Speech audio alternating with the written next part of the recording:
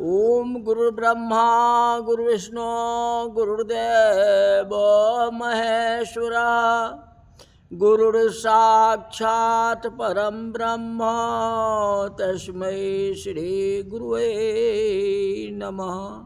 आज माघ महात्म्य की कथा में राजा ने दिलीप से पूछा कि आप इक्ष्वाकु वंश के गुरु और महात्मा हो, आपको मैं नमस्कार करता हूँ।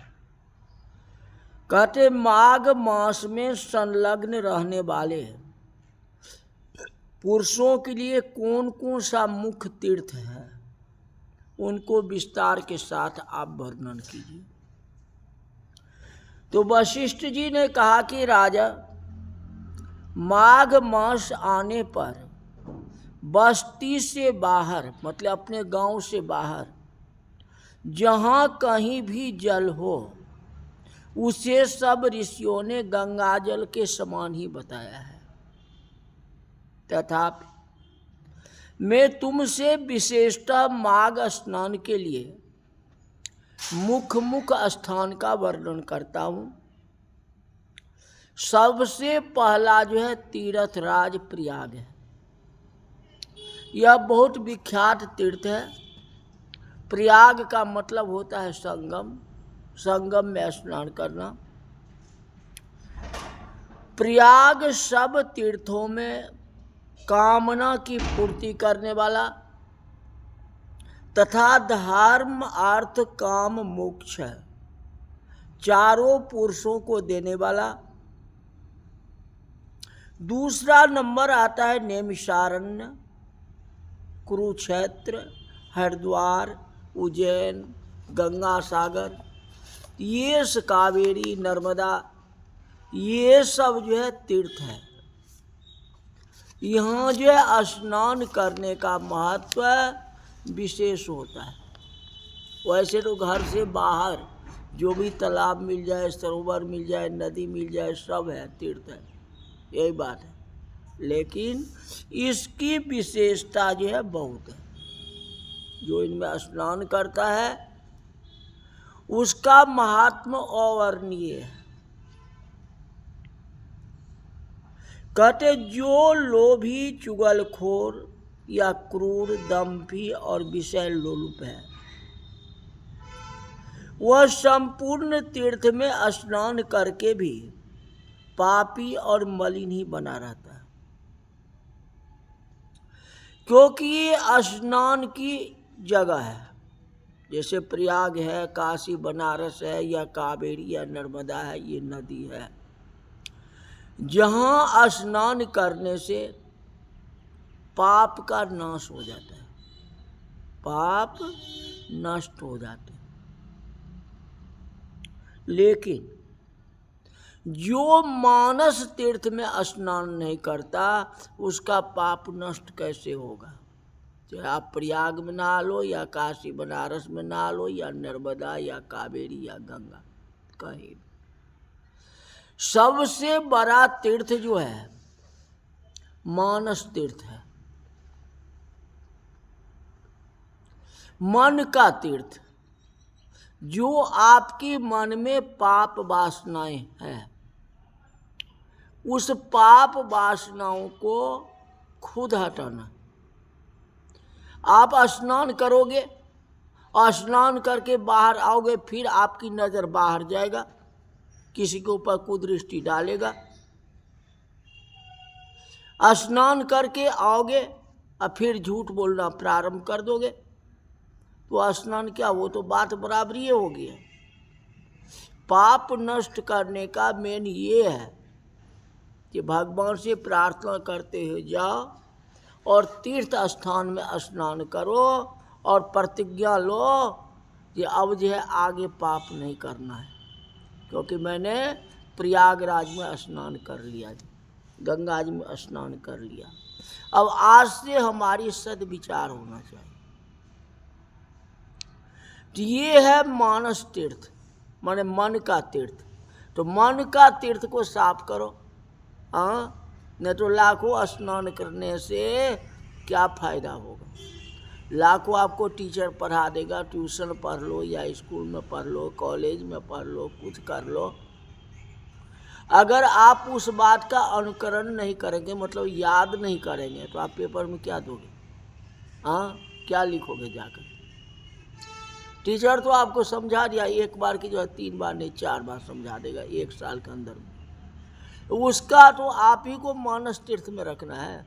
अब मन में उसमें रखोगे ही नहीं तो क्या लिखोगे, कैसे पास होगे? वही बात है।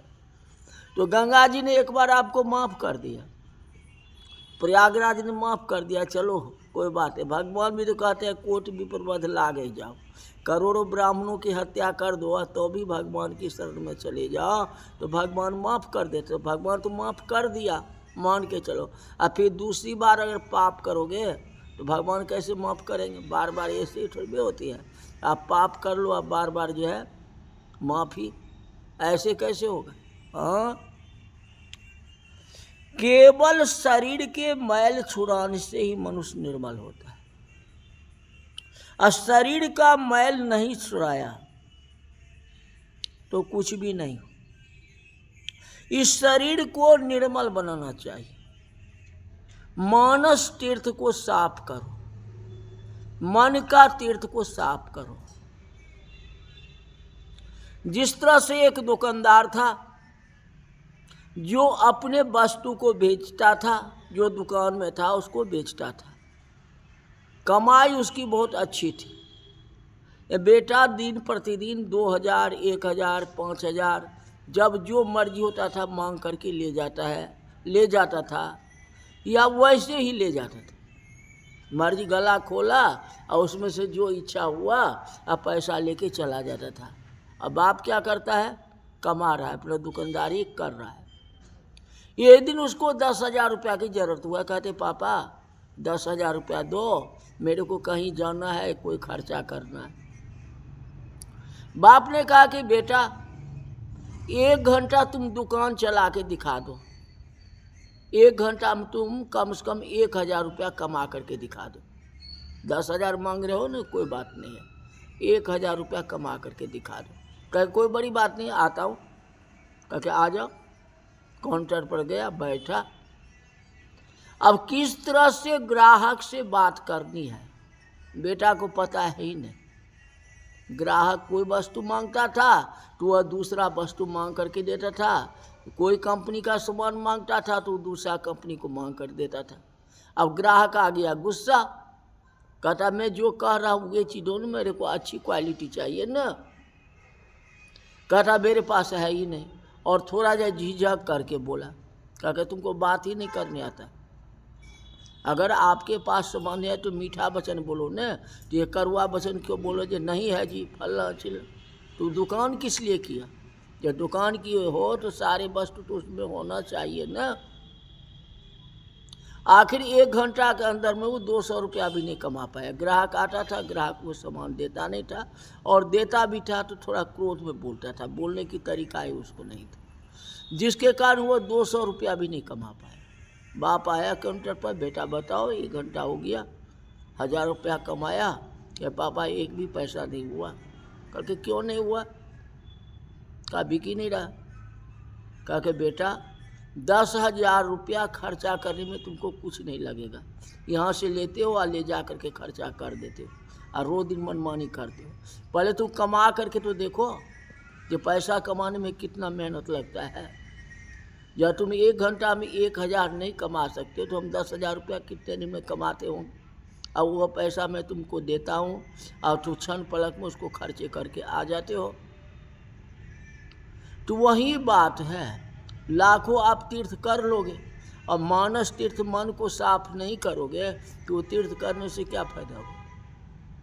तो पहले मानस तीर्थ को तो साफ करो।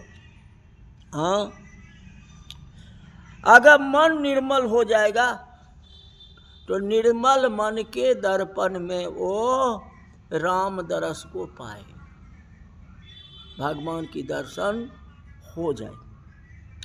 जलचर जीव जल में जन्म लेते हैं और उसी में मर जाते हैं, किंतु इससे उन्हें स्वर्ग हो जाएगा। मान लो गंगा में ही कोई मछली रहती हो अब उसी में उसकी मृत्यु हो जाए तो क्या उसको स्वर्ग हो जाएगी? नहीं होगा, क्योंकि उसका निवास स्थान है गंगा में। वो जाएगा कहाँ? वो तो घर बना करके रहा हुआ।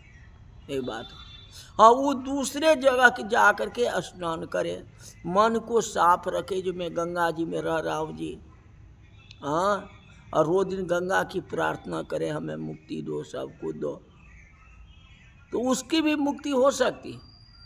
अब हरिद्वार में जो है लोग बिजनेस के लिए अनेकानेक दुकान बनाए हुए हैं, तो वो तो बिजनेस कर रहा है, वो गंगा जी में स्नान थोड़े कर रहा है, गंगा के किनारे थोड़े है, वो अपना बिजनेस के लिए गया है, तो उसको बिजनेस का फल मिलेगा, गंगा स्नान का फल कैसे मिलेगा?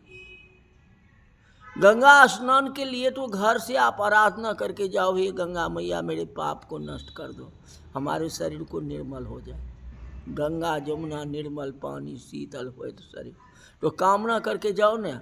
आ जाओगे मेला देखने के लिए तो कैसे होता है? मेला का ही फल मिलेगा, जो बहुत भीड़ है, चलो धक्का मुक्की करेंगे तो वही फल तो मिलेगा आपको।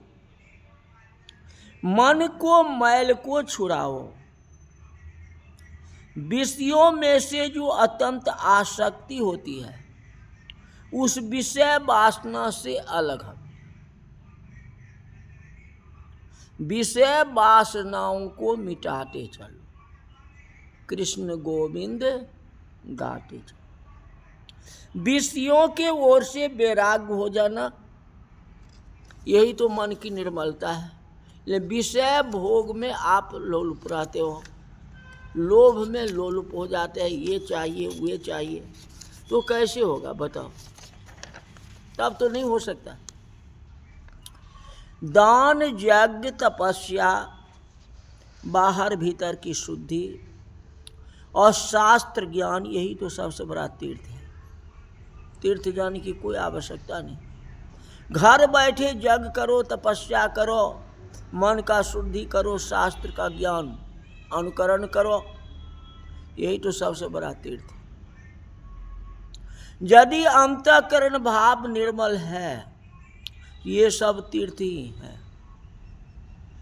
जिसने अपने इंद्रिय समुदाय को काबू में कर लिया, इंद्रिय का मतलब ये नहीं होता है जो इंद्रिय है, इंद्रिय 10 इंद्रिय है, हाथ भी इंद्रिय है, पैर भी है, गुप्त अंग भी है, आंख भी है, नाक भी है, सबको इंद्रिय कहा गया।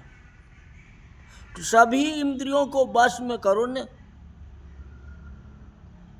अब मन में आया कोई वस्तु ऐसा है जिसको कि स्पर्श नहीं करना चाहिए, टच नहीं करना चाहिए, हाथ बढ़ा दिया जी, पैर बढ़ा दिया जी, शरीर को बढ़ा दिया जी, अरे इसको तुम काबू में करो ना, अपने इंद्रियों को काबू में तो करो ना, तो आप अस्थिर क्यों रहते हो? कोई भी अंग तो आपको आगे बढ़ रहा है ना, जो कि दुर्व्यवहार कर रहा है ना, कुदृष्टि कर रहा है ना, मन में वासनाओं को बना रहा है ना, तो कैसे होगा? तब तो पाप होगा ही ना। मनुष्य जहाँ जहाँ निवास करता है वहीं वहीं उसके लिए कुरुक्षेत्र है, नैमिषारण्य है, पुष्कर है, प्रयाग है, सब वही है। मन चंगा तो कठौती में गंगा, अब मन चंगा नहीं है तो कठौती में गंगा कैसे आएगी बताओ? जो ज्ञान क्षेत्र में पवित्र ध्यान रूपी जल से परिपूर्ण और राग द्वेष रूपी मल को धो देने वाला है, ऐसे मानस तीर्थ में स्नान करना चाहिए। श्री गुरु चरण सरोज रज और निज मन मुकुर सुधार। पहले मन को सुधारो, तब ने बर न हो रघुबर विमल जसो जो दायक फल चाह, तब तो जो चाहोगे सो मिल जाएगा, लेकिन मन को तो पहले सुधारो, वही तो परम गति को प्राप्त कर सकता है राजन। या मैंने तुम्हें मानस तीर्थ का लक्षण बताया है। अब भूतल के तीर्थ की पवित्रता का कारण, जैसे शरीर के कुछ भाग परम पवित्र माने जाते हैं, उसी प्रकार पृथ्वी के भी कुछ स्थान अत्यंत पुण्यप्रद माने जाते हैं। भूमि के अद्भुत प्रभाव जल की शक्ति और मुनियों के अनुग्रह पूर्वक निवास से तीर्थों को पवित्र बताया गया। इसीलिए भौम और मानस सभी तीर्थ में जो नित्य स्नान करता है वह परम गति को प्राप्त करता है। प्रचुर दक्षिणा वाले अग्निष्टोम आदि यज्ञों से यजन करके भी मनुष्य फल को प्राप्ति नहीं कर सकता है। जो सच्चे मन से 3 बार ही आहुति दे दे, 3 बार ही हवन की आहुति दे दे, ओम नमो भगवते वासुदेवाय, इस मंत्र से 3 आहुति दे दो, भगवान की प्राप्ति हो जाएगी। कोई बड़ा यज्ञ करने की कोई जरूरत नहीं है। कहते कार्तिक माघ चैत चितलाई, 9 दिन कथा पढ़े सुखदाई, ओम नारायण मंत्र भनीजे, 3 आहुति हवन करी तो मनोकामना सिद्ध नर पावा। ले सच्चे मन से 3 ही आहुति डालने, कोई ज़्यादा जरूरत नहीं है, कोई खर्चा करने की कोई जरूरत नहीं है। अरे कलयुग केवल नाम आधारा, सिमर सिमर नर उतर नहीं पा रहा। केवल उनका नाम लो, उनका गुणगान करो, उन्हीं के नाम से हवन करो, उन्हीं के नाम से पूजा पाठ करो। देखो भगवान के पास है, तेरा हो जाए बेड़ा पार, जपे जा राधे राधे। इस तरह आज की कथा यही तक रही। बोल वृंदावन बिहारी लाल की जय।